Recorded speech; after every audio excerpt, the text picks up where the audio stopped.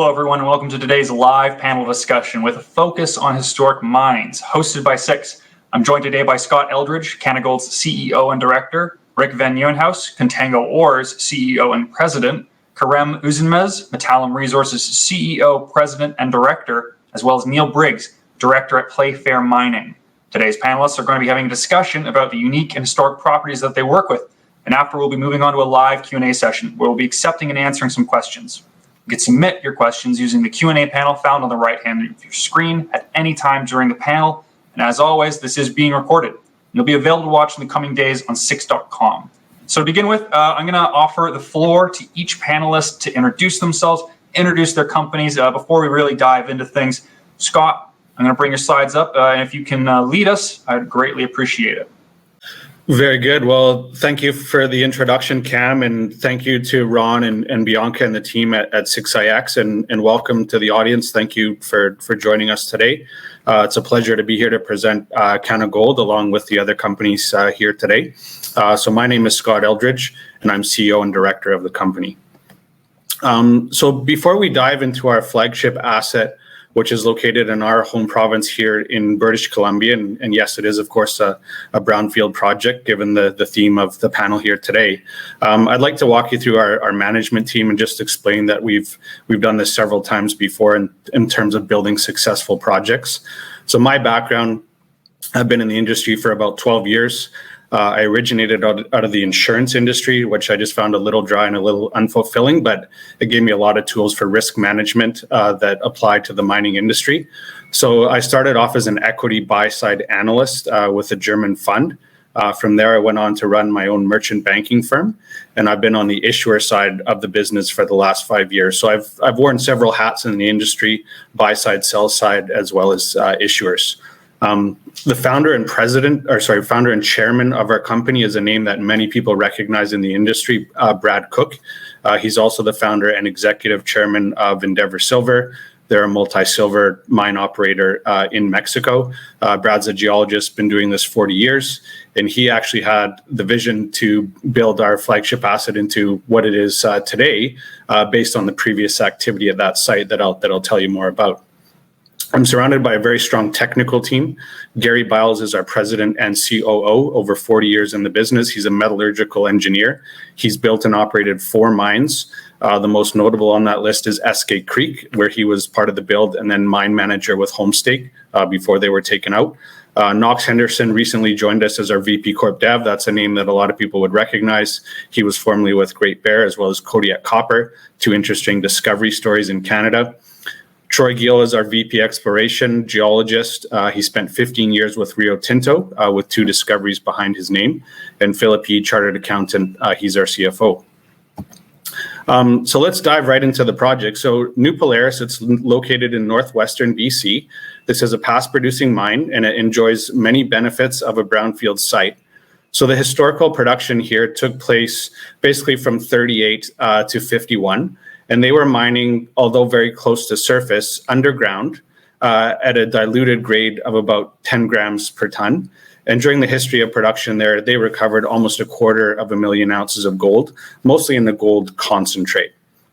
So that's a brief history on the project. So fast forward to today, what do we have? We have an NI 43-101, 1 million ounces unmined, also at a diluted grade of 10 grams per ton. We have a mine plan wrapped around that in the form of a PEA that was done at $1,500 gold. The numbers are very robust. Needless to say, at higher gold prices, these numbers only look better. And what differs from the past is just a slight difference in the flow sheet, where we have a solution here where we can produce doré bars on site, fly them out and get paid in the same day, versus producing a concentrate, which was done in the past. So let's talk a little bit more about the location. As you can see on the map here, we're south of Atlan. That's the town in BC that we mobilize in and out, and many people may have heard of the Atlan Mining District. There was a gold rush here, just like the Klondike. A lot of placer mining activity over the years here. We're in proximity to Juneau, the capital of Alaska, on the other side of the border. Juneau is actually named after a mining prospector, and we're surrounded by operating mines. So it's a very mining-friendly jurisdiction, this part of the province, and very strong opportunities for discoveries, and in our case, building out a larger resource of what was previously defined. In terms of our resources, as I said, it's 1 million ounces at 10 grams. It's split about 50-50 between indicated and inferred. We're running 2 rigs on the site today. And in fact, we put out a news release today on some results. The audience may have had an opportunity to look at that. We have 2 purposes of our current drill program. Number 1 is infill the inferred to tighten up our drill spacings to move it up to measured or indicated. And the second purpose of the drilling is to see if we can add to the 1 million ounces and perhaps make this bigger. And that was the theme of the news release today, where we have news releases on 2 parallel zones that currently do not have any resources on them. Let me move to a quick cross section. So the yellow vein there you can see is the C-West main vein that hosts the bulk of the 1 million ounces, and sitting on echelon or parallel or just above that is the C10 vein, where we've started to publish drill results. And on the C10, there are no current resources. However, we are experiencing very high grade and substantial intercepts in that area, where we see an opportunity to make the current 1 million ounces bigger. As we move along into the panel discussion, I would just encourage the audience to remember this picture. What you can see here is the old mine workings in the upper left brown area. And again, this was back in the 30s and 40s. They recovered 250,000 ounces at 10 grams. And then the much larger yellow area represents our 1 million ounces. And then the blue is our interpretation of the down plunge extension potential of the project.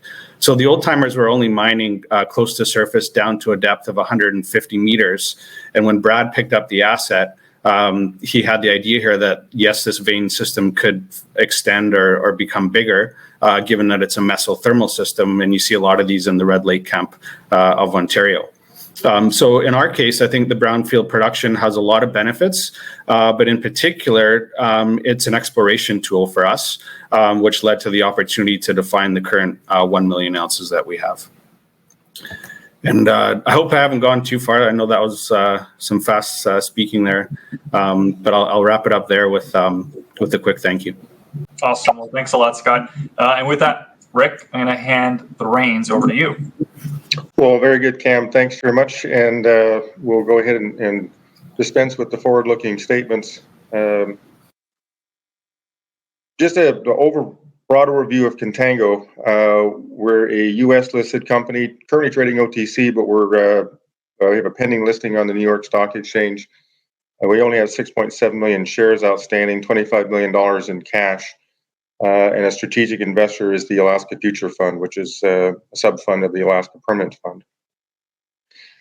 All right, I'm going to talk about 2 projects. Only one is historic. The Manh Choh is our flagship, 1.3 million ounces, 4 grams per ton resource that we discovered. We partnered with Kinross. We sold them 70% interest in the project. They spent $93 million acquiring that interest, and the whole idea behind this is to use their underutilized mill up in Fairbanks at Fort Knox to truck our ore, which is going to average about 6 grams per ton, use an elevated cutoff. So in a sense, we're using the existing mine infrastructure rather than starting with a historic mine. But what it does is it reduces capital, reduces execution risk. We're not building a mill. We're not building a tailings facility. So you can see where we are going to be in production relatively quickly. In fact, by 2024. This year, we spent $19 million. The joint venture spent $19 million, basically doing all the infill drilling. You can see this is an open pit deposit. It's a spectacularly rich open pit deposit with head grades that are going to average about 6 grams per ton. Capital costs are anticipated to be about $130 million at the high range.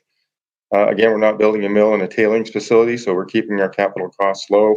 Guidance from Kinross on operating costs, about $750 per gold equivalent ounce. It's all in sustaining costs. So today's metal price, you got more than $1,000 margin. Our share of production is 66,000 ounces. per year on average. I'm sure when we get the mine plan finalized, we'll front end load that, and we'll probably be seeing more like 80 or 90,000 ounces in the first couple of years of production. You can see the cash flow generation potential. This is early stage in greenfield, so there's lots and lots of exploration upside here. You can see the two pits from the north deposit and the main deposit, with geochemistry going off for several kilometers along trend to the northwest. So while Kinross is advancing that project, they're the operator, and putting it with a plan to put it in production by 2024.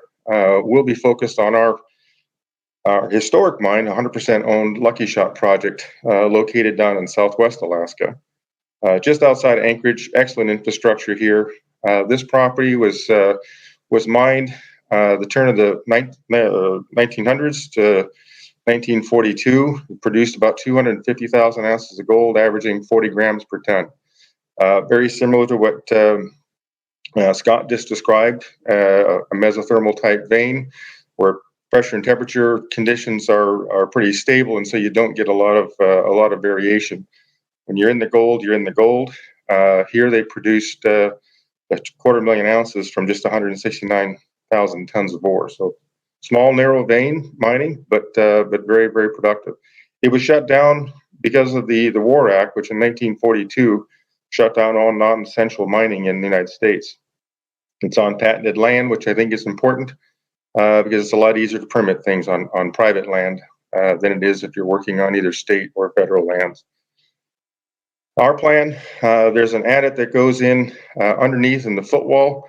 It advances about 1,400 feet. We have another 700 feet to go. We're going to refurbish that adit. We just selected our mine contractor, Atkinson, and we'll advance into just beneath the footwall. We'll drift about 1,500 feet along the footwall, and then just drill the hell out of it. Then we'll advance across the vein, bulk sample the vein, go into the hanging wall, and do it all over again. And between the two, we should be outlining about 500,000 ounces of resource. So I will stop there, but I think you can see by the key takeaways, we've got the Manh Choh project that's going to produce a significant amount of cash flow. That is a joint venture, but again, producing probably upwards of $60 million of free cash flow, and 100% ownership in a great historic mine that has a lot of exploration upside in the district. So I will end it there. Thank you. Great. Thanks a lot, Rick. With that, Karam, the floor is now yours. Thank you. It's great to be amongst all these great presenters and the great companies. So I am the current CEO and president of Metallum Resources. We are relatively a new company. We started trading on the TSX in April, beginning of April, when we acquired this asset from an Australian company. So it's an old, it has the old Winston mine. It has one of the highest grade zinc in the world, with copper and some precious metals. On this first slide, you can see some of the infrastructure that are in place. The tailings dam, polishing pond, and selling pond are here. And I want to show you here, this is the water treatment plant in place, which I'll be talking shortly, regular cautionary notes. And on here, I wanted to show you where this project is. It's just east of Thunder Bay and along the Trans-Canada Highway, basically. So it's easy access. There's a road right from the highway to the mine gate. It's about 20 kilometers year-round, well-maintained road. And there's also a railway station in Schreiber that they used historically. So that gives good access to smelters along the route, as well as ocean freight to overseas like China and Europe. So what did they produce? They produced about, it was in production in the 90s, great music era. But from 1990 to 1998, 99, they produced about 3.3 million tons at 16% zinc, 1% copper with precious metals. What they produced in today's prices, it correlates into $1.8, $1.7 billion worth of metals in US dollars. And most of that was coming from zinc. So what is left is another horizon that they didn't mine, but they drove all the infrastructure into it. So there's 16 kilometers underground development right to the ore. The current resource, including indicated and inferred, 2.3 million tons at 18%, zinc and 1% copper, and gold and silver. So when you convert that into gold resource, gold equivalent at 13 grams per ton, about 1 million ounces. So it's high grade in any way you look at it. The infrastructure is on this photo I wanted to show. There is a transformer on site. It's literally on grid. There's all the shafts, backfill raises, ventilation shafts. Main Winston shaft is on here on the left-hand side. It's not marked, but all the other infrastructure in place. So that gives us very low capex number, but also helps with the opex numbers in terms of development underground, which is already in place. So initial capex we're looking at is 110 million US, and that includes all the pre-production and owner's cost, and the all-in sustaining cost is about 40 cents per pound. So today it's around between 1.5 to 1.6. So we have a good buffers on there. And the feasibility study that was published in October, just updated with updated numbers. And here you can see the US correlation with today's numbers on it. So the cash cost is 35 cents. Mine life is just under 9 years, including the portal development. So we're looking at doing that in tandem with exploration. So that'll give us a little bit better timing on that. The post-tax NPV at 8% is 250 million Canadian, and IRR is at 35%. So it's very robust, very good numbers in terms of feasibility. Where, like I said before, it's pretty much on Trans-Canada Highway near Thunder Bay. It gives really good access to all these smelters, as you can see here. What's also interesting is the concentrate that was historically produced, and we are looking at producing very similar, is clean concentrate, free from deleterious materials, and good recoveries. So that is very desirable for most of these smelters. So which we have some interest from metal traders and smelters at this point. So the exploration potential is also there, highly underexplored. The solid colors here are showing the resource, and the dashed are our immediate exploration on the left-hand side, which we think we can increase the resource. As we start the construction, we will do more. And on the right-hand side, the more in the, not regional, but in the vicinity 2 kilometers square from the ore body, all these other highly prospective, more on the greenfield side, left brownfield targets that we are immediately going to tackle. The management team, apart from me, Simon Ridgway, started the company and made the deal. He's done numerous discoveries, including mine development with Fortuna Silver that he built. We have Mark Cruz on advisory, David Lang, both have started and built companies. Mark recently, Trevally, he started and built a $1.5 billion zinc company. Also we have very strong, robust team of experts in our board. So if anyone wants to hear more, I'm always available. Our website is metallumzinc.com. Thank you. Great. Thank you for that, Krem. And with that, Neil, I leave it to you to wrap up introductions for us. Okay, thanks, Cam. Playfair is a little different than the other introductions you've heard. Firstly, we're working in Norway, over in Europe, rather than in North America. And secondly, we're not extending known deposits, although we are doing brownfields exploration in a historic mining area in Norway. So Norway is a great long country, kind of spoon shape from north to south, and we're kind of at the end of the handle where the bowl starts, about 400 kilometers north of Oslo, 100 kilometers south of Trondheim. And we're in an area that has a number of known deposits, some of them quite large. We took on an old area with three known deposits, but has not seen any significant exploration for copper for probably 50 years, or 40 or 50 years, and nickel a little more recently. As you can see, it's one of the older deposits in Norway. It's the oldest large copper mine in Norway at Kvikne. Started in 1632, was mined on and off till 1789. Shut down several times during that period for various problems. Mine collapses were problems on occasion, and once their entire production was on a ship going to Germany, where it was seized by pirates and took all their money, and so they didn't restart for a number of years. But as you can see, it's these are the old. They didn't have tailing ponds; they dry stacked everything here, and you can see the general countryside here.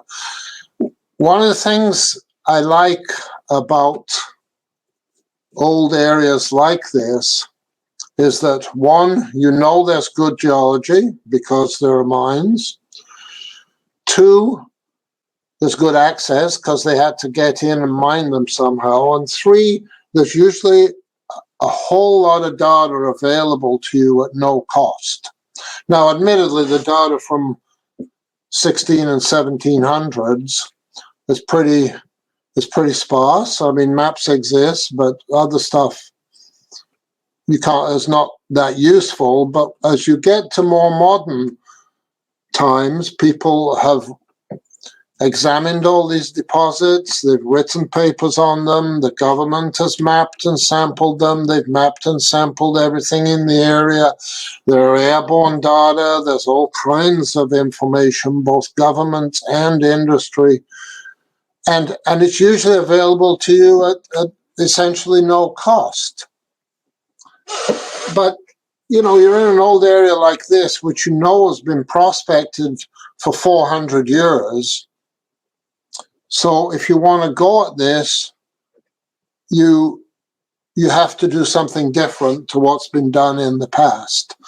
And there are a lot of modern techniques. We elected to not try to extend any of the old mines at this point, but instead to look at a large area, and we acquired about 300 square kilometers. And we looked at all the data, and we had a two-stage filtering process, one which was an AI kind of process, which based on the data from the property, where you collected all the data, developed an algorithm as a signal for the known mineral deposits and showings, and then tried to calculate probabilities of similar things occurring on the rest of the property. This is kind of the way that a geologist goes about it. It's just when you do it in a computer like this and process almost 200 million pieces of data, it's kind of more than most geologists can hold in their head at any one time. So having done that, we then came up with areas that we thought were interesting. And out of 300 square kilometers, we went back into less than 3 square kilometers. And we did soil geochemistry, a modern method called mobile metal ions, which detects loosely bound ions coming from oxidizing sulfides, and which then travel vertically to surface. So most of the property is covered with glacial tills, and usually you have to try and figure out where the till comes from. But if you're generating mobile ions from decaying sulfides, those will just rise vertically to surface. So it's a harder target to find, but when you find them, it allows you to focus. And we then followed that up with doing drone mag over a bunch of our targets. And looking at the map here on the left, the total area you can see is about 340 square kilometers. The bright red areas are favorable areas, and then within that we'd selected areas, and we ended up with 7 drill targets. And as you can see, we're now out drilling we drilled 2 of them to date, and are finding sulfides. We're waiting for assays, and that's my story. Thanks. Wonderful. Well, thank you all so much for those great introductions. And I think for any attendee that's in the room currently and any future watcher of this recording, you'll have a better understanding of who's in the room here today. So begs the question, and I'll pose this to the group, and feel free to hop in if you have an answer for me. Are historic mines better than a greenfield project? Well, I'll just jump in. I think every project has to be sort of weighed on its own merits, but there's certainly advantages, and I think all of us have sort of pointed some of these things out. You've got there's an old adage in the business called the best place to look for a mine is next to the head frame, and so I think if you sort of start from that premise, you're certainly starting from an advantage in that there has been a mineral deposit there that was historically mined at whatever the copper prices or the gold prices were, 100 years ago, or in Norway if it was 400 years ago. So it's a place to start, and that's the hardest place to get going in this business, is to make a discovery. And so essentially, you already have a historic discovery, and so I think those are the advantages. Right. Maybe I can follow Rick. So, I mean, we're somewhat in the same position, having a mesothermal, probably structurally controlled vein deposit that had past production. So, as I said during my quick presentation there, the past production is a great exploration tool for an underground vein system. And if we look at the hallmark of a brownfield project, it is, can this become a mine again? And we're all in the business here of trying to generate returns for our shareholders. So a brownfield project, yes, they have to be judged on their own merits, but generally they offer less risk to shareholders with the vision of how can this project advance, whether we rebuild the mine ourselves or is there an M&A event. It's generally less risk for the project, and therefore less risk for shareholders. Yeah, maybe I can say that it seems to me that the amount of data that is available in an old mining district is something which is hugely valuable in various ways for whatever kind of further work you're doing in the area. And the people are used to being in a mining area, and the access is usually there, and various facilities, So there are all those kinds of advantages too. Yeah, also, I might as well say a few words as well. I mean, apart from those, yes, the infrastructure, the history, the data, but the timeline to get it into production is enormous. Like when you're doing a greenfield or just purely exploration, you're looking at, 10 years. Is that the average for base metals? Whereas all these projects are a lot closer to production with a lot of stuff already in place. Like in our case, or all the other presenters, we have the infrastructure, it's close to production. It's just how can we do it safely and in a sustainable and longer term ways. I think Karim makes a great point on time, because I think the average, once you've made a discovery and outlined a deposit, the average is 10 years to get it into production from a permitting standpoint, capital raising, etc. We discovered Donlin 25 years ago and it's still not permitted. So That's my case. Oh, well, yeah, there's always permitting, right? Well, it's one of the reasons I like to work on private land. Our Manito project is located on land that's owned by an Alaska tribe, and they own a piece of land about the size of Rhode Island. We have the exploration rights to the whole thing. That makes exploration and development much easier when it's private land. You don't have to ask the state or the federal government's permission to use the land. And that's the same situation with our Lucky Shot project, which is, again, fits more into the historic mine. These mines were shut down in 1942. They were in ore when they were shut down. They shut down because they were considered non-essential mining. They were patented claims. In the U.S., you can patent a mineral claim. So again, we're working on private land. So if we don't disturb more than 5 acres of wetlands, we don't need a federal wetlands 404 permit. So we can, and underground mines, as we all know, have a much smaller footprint than open pit mines. So again, I think those are all factors that, as I think we've all talked about, just it makes it a lot easier when you have all that historic knowledge. Oh, absolutely. Now, I can appreciate that maybe the answers could range from maybe a War Measures Act to pirates, apparently. But why do people stop mining on these sites? And these are historic projects for a reason. But and every mine and every property obviously has its own story. But maybe we could, as a panel, kind of delve into why these are abandoned or put on hold indefinitely, and the story about coming back to them. Seems to me very often it's metal prices, it's overall demand and metal prices most of the time. I mean, there are things like wars and pirates, yes, but mostly it's metal prices. At some point, the thing is not economic anymore, and maybe it's undercapitalized and they just can't get over a bad spot. But metal prices tend to be cyclical, so that later on, what was not looking very good at some particular date, later on it looks much more interesting again.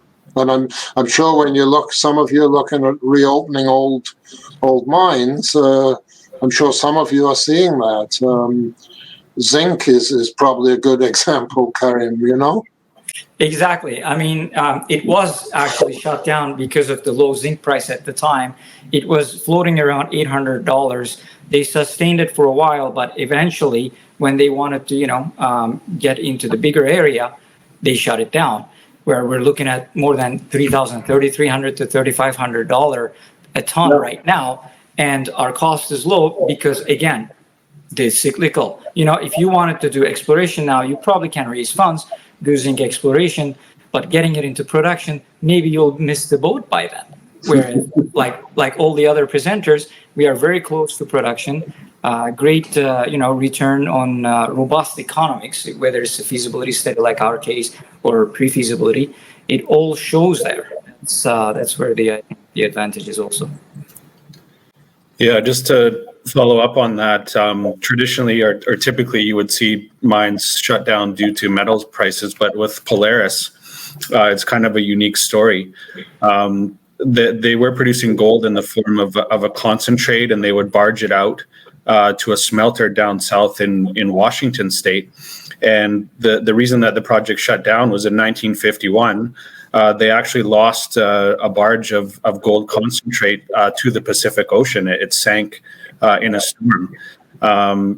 And even back in 1951, there was insurance around, and luckily they collected from the insurance company. But at the time, that was the demise of the project. It was that they lost their gold to the ocean. Almost pirates. Mother Nature was another factor that in our Lucky Shot case, when they shut it down in 1942 with the War Act, the land was patented, and so it was private ownership. And of course, the owners eventually died when the mine wasn't put back in production. It goes to other family members. The other family members goes to their kids, So a lot of times these older historic districts, the land status is bifurcated. It's in a dozen different people's hands, and so it's a lot of effort and work to put that back together. And that in itself can take a lot of time and effort, but it can be well worth it. And then you've got consolidated district, but it does make it's one of the challenges I think in dealing with historic mining districts is a bifurcation of the land ownership. Absolutely. Well, I think I need to follow up with you later about some deep diving locations, Scott and Neil. But I'd like to go into a bit more of the conversation about not maybe how you selected the mine you ended up selecting, but what's the process for selecting an abandoned mine or an abandoned project? There are so many in the world. How do you evaluate which one represents a better opportunity? When you were picking, or anything you're thinking about the future, it's got to be certainly an interesting process. Scott? Yeah, I can start that off. I've been CEO of the company for 3 years, and Brad, as I said, he picked up this asset before I was around. So just speaking on his behalf, some of the main ingredients that make a company successful is the team, the project, and the location. So I think for us, it was more location based. We wanted to be in Canada. We're very comfortable in British Columbia. It's been sort of a hotbed of exploration money, discoveries, as well as M&A activity now with Pretium being taken over by Newcrest. But again, as Rick said, it comes down to the individual merits of the project. So again, Brad saw the opportunity here to make this project bigger and better, and that's exactly what we did with more drilling. As was the case with the previous production, they were only mining at 150 meters below surface. And with mesothermal deposits, they can go for 1,000 or 2,000 meters below surface. So the previous drilling never went below 200 meters. So what we saw was an opportunity there for the vertical depth extension to make the project bigger. And it just so happened that it was the same continuous grade at 10 grams per ton. So that pretty much sums it up for us. Yeah, I agree. Like for our case, it's a very similar story how we picked it up. Simon Ridgway, our chairman, did the deal. When they did the deal, zinc price was still low. That was early last year. So after that, zinc price started to go up. But what our initial, what was interesting and attractive for us was the grade, the remaining ore and the infrastructure being close to highways and everything, but also the exploration upside potential. It's highly underexplored in a really good jurisdiction, and half of it is on patented land. The other half, we are in conversion. You can't do that anymore. So we're converting them into mining claims, which will speed up things. So those were the main aspects we evaluated in engineering the historical data. It's very, very attractive that way. Yeah, it's opportunity, I think, just as a generic answer, Cam, that you look at a project and you're looking for opportunity, whether it's an old project or what, and you're looking for that. And in Playfair's case, it was an opportunity to use existing data in an old mining district and do new things with the data and hopefully come up with new ideas. But opportunity. Yeah, just to follow up on Neil's comment, for in our case with Lucky Shot, 40 grams is historic mine grade, 1 to 2 meter thicknesses of the vein. Those are good mineable widths in any time. What we also liked was the infrastructure support, the fact that it was on a road. Lots of historic data, as Neil mentioned. Lucky Shot was one vein in a district of mesothermal veins. There were 30 mines operating at the turn of the 1900s, until they were all shut down in 42. So Lucky Shot's one vein. There are dozens and dozens of veins in the district, and we control most of the district now because we've gone through that painstaking step of consolidating all the various owners. Just got a few more to go, but yeah, I'd say grade is king, of course, and infrastructure, because we're working in Alaska, and my history in Alaska and finding big deposits that are out in the middle of nowhere. I'm sticking to the road system. Great, that's awesome. Rick, I think I'm going to actually pitch this to you to start, just because you were talking about working with wetlands. But from an environmental point of view, is it better or worse or the same to be working a historic mine versus maybe a greenfields project? I think this is an important question that kind of for an investor to sort of think about and look at all the specifics.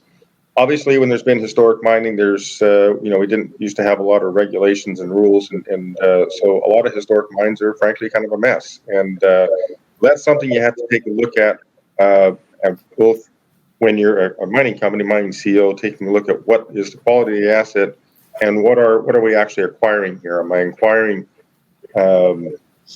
legacy issues from an environmental standpoint? So, and as well also from an investor standpoint, because obviously that may be a continuing liability. We formed Alexco out of NovaGold a number of years ago. Actually, it's been about 15, 20 years ago. And that Alexco stands for Asset Liability Exploration Company. And we basically set that company up to clean up the Keno Hill Mining District in the Yukon while exploring it. So the government, there was a liability of the federal government. We arranged a deal with the federal government to clean it up while we explored the district. And now we've got 3 operating mines in the district. So you can, not that you can't have these liabilities, you just have to figure out how to manage them and make sure don't become a liability that affects your balance sheet. So. Yeah, I'd say one of the things that we run into in Norway, particularly when you got mines that are 400 years old, and they didn't really care much about the environment when they were mining, you can be sure. And so there's lots of contamination around the mines, and you do have to recognize this, and that people around there who are quite outdoor oriented, which they are in Norway, look at this and don't like it. And so you have to build into your exploration that you have to take time to explain to people that mining today is not like it was 400 years ago, that you actually need things like a closure plan before you even start, and things like that. And so just something to keep in mind. Yeah, I can follow up with that as well. It seems like the commonality of these projects, as is the case with most brownfield sites, is that they're underground mines. So, of course, there is some rehabilitation or reclamation involved with owning a project that was in production in the past.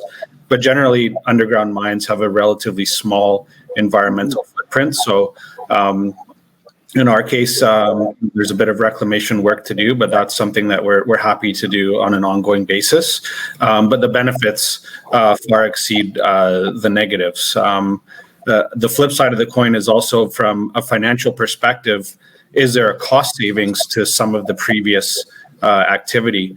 And as is the case for New Polaris, the old underground access will actually act as a vent raise when we eventually put this in production again, and that would represent probably a $5 to $10 million savings for us. Absolutely. Karim, do you have anything to add? No, I mean, that's it. Yeah, it's having the underground mine has its advantages. And yeah, it's there's not much really to add. We are a little bit luckier because it's most recent, probably historically mined in the 90s by Inmet, and then First Quantum has been taking care of the maintenance, and we have the closure plan in place and the liabilities, not the liabilities, the bond for the closure part of the closure plan. So yeah, those are the new things in when you compare it to the historic mining. So well positioned that way. Oh, fair enough. Absolutely. Gentlemen, we have had a few questions come in, and to the audience members that have asked these questions, I'm going to try and pull them all together. We'll make sure that we pass on your questions to the specific speakers that you've directed these to, but to the group, I think the audience is very interested in the specific metallurgies of your projects. The range of concentrations, for instance. I think this would be a good opportunity to take a couple minutes each, just going around the horn, and maybe diving back into some of those details that the audience could be very interested in. So just another chance to kind of reiterate what's going on in the ground there. Neil, maybe we could start with you and Playfair. Sorry, I'm lost a little bit, Cam. What are you looking for? Just again.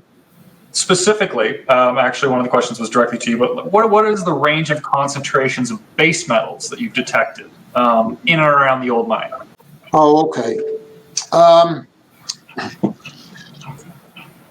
There's a short answer, which is I don't know, and the reason that I can tell you this is that there's a lot of pollution around the old mines.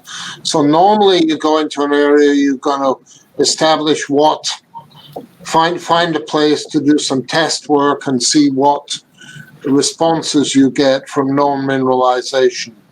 In this case, because there was so much old problems around, I decided not to do that.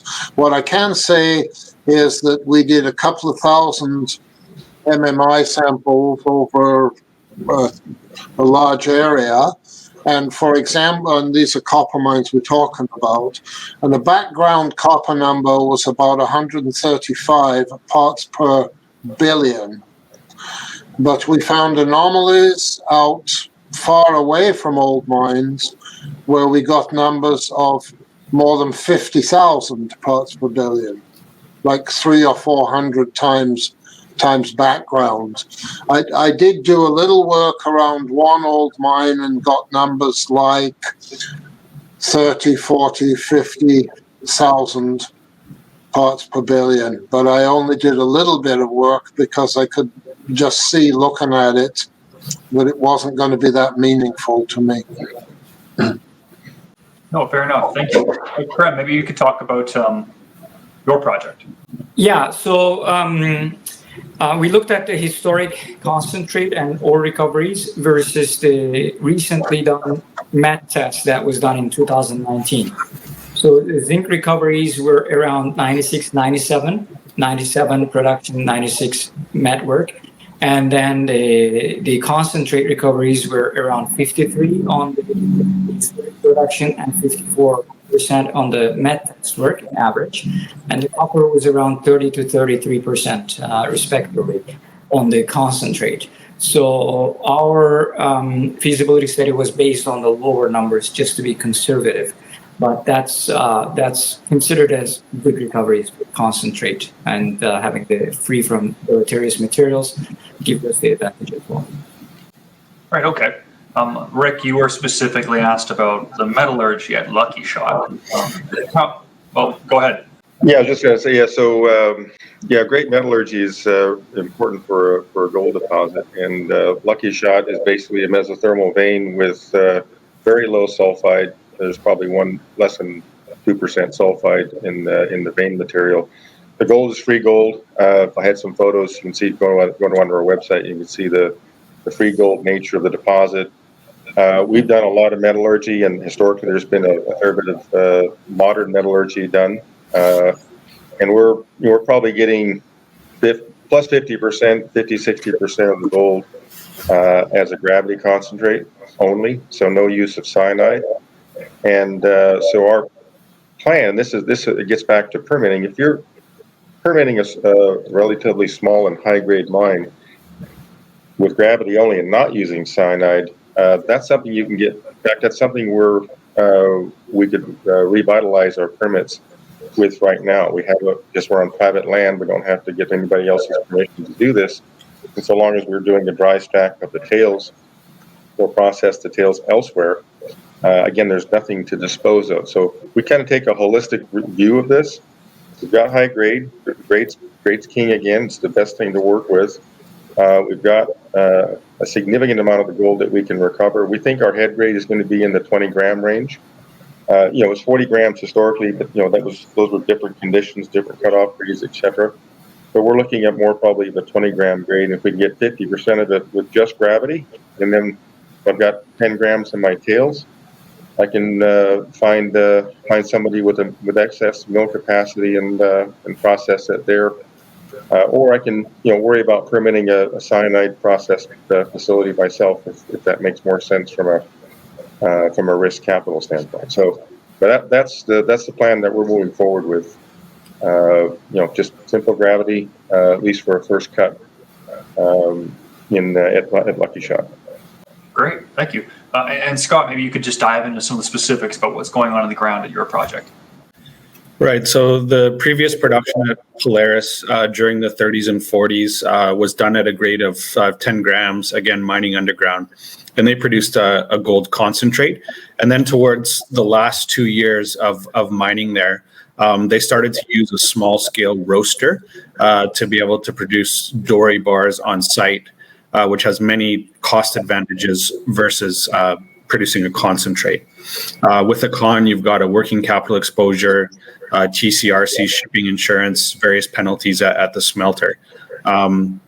So fast forward to what we're doing today, lessons learned from the past. The way to really unlock the cash flow value of this project is to, again, produce doré bars at site.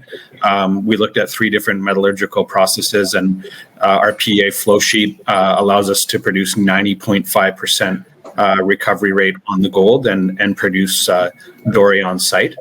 Another very important item there that Rick mentioned is what about the tails? So in the past, this was smaller scale, sort of only 300 tons per day, and they did have wet tails.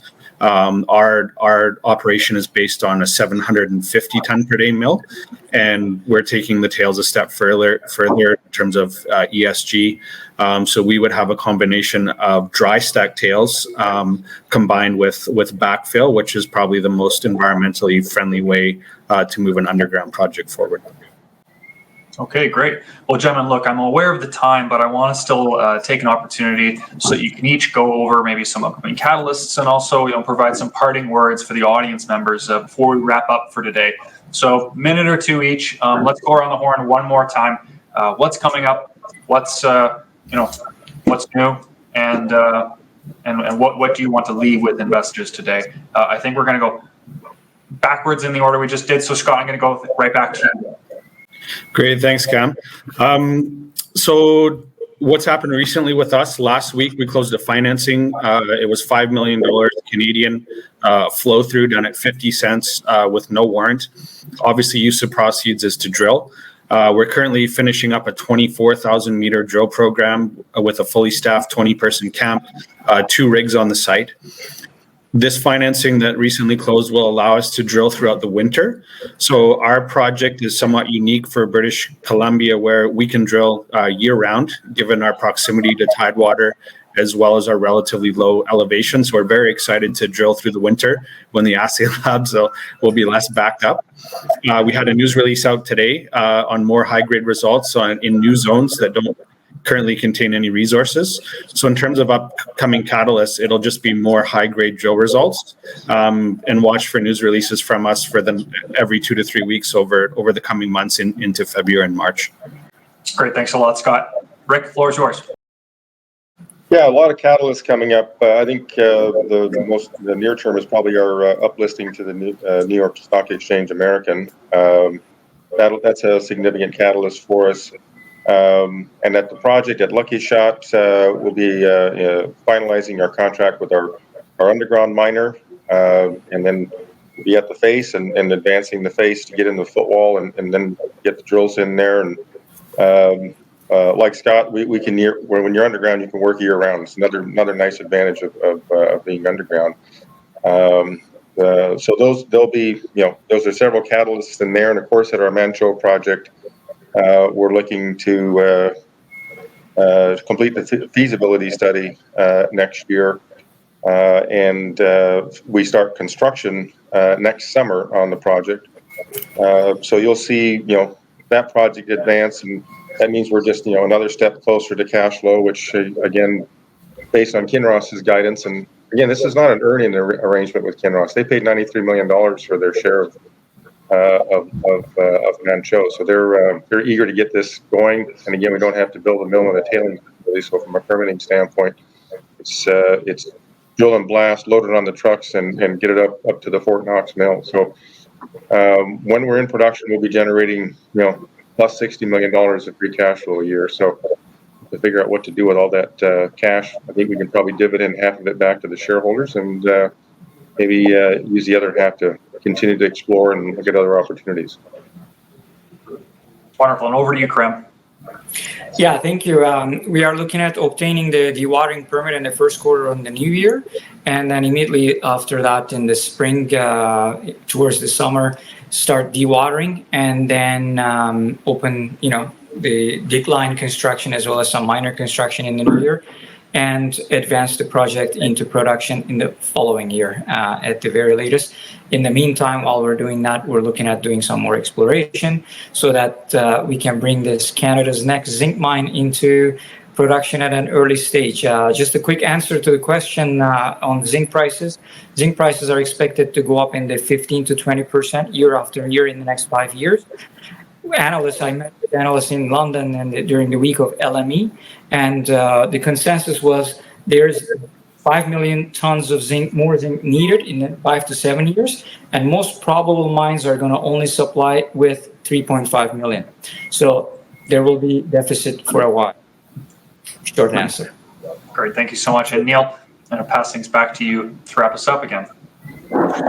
Well, I'd like to say that exploring around historic mines is a great way to go, and we've heard lots of good reasons to do that today. And it's just a good thing to do, and changes the whole risk profile of what you're doing, It's great. As far as Playfair goes, we've just finished drill testing 2 of our 7 targets. We drilled 11 holes. I've just finished cutting the core, the sulfide intersections in the core, shipping it off to the lab, and like everybody else, we'll be waiting for the labs. So watch this space. Fair enough. Well, gentlemen, I want to thank you again for coming on today. I'd also like to thank everyone in the audience for participating and joining us, especially those who asked questions. If you didn't get a chance to ask a question, or if you think of one after the summit's already over, don't worry. You can always, of course, get in touch with any of the companies represented here, and I'm sure they'd be happy to get in contact with you. Or you can always contact us at 6.com, and we'd be happy to put you in communications. But with that, I think we're going to wrap up for the day. Gentlemen, thank you again. Can't thank you enough for coming on today. I think that was a great panel discussion, and I hope you all have a good rest of your week and a safe day. Thank you. Thank you. Thanks, Cam. Thanks, everyone.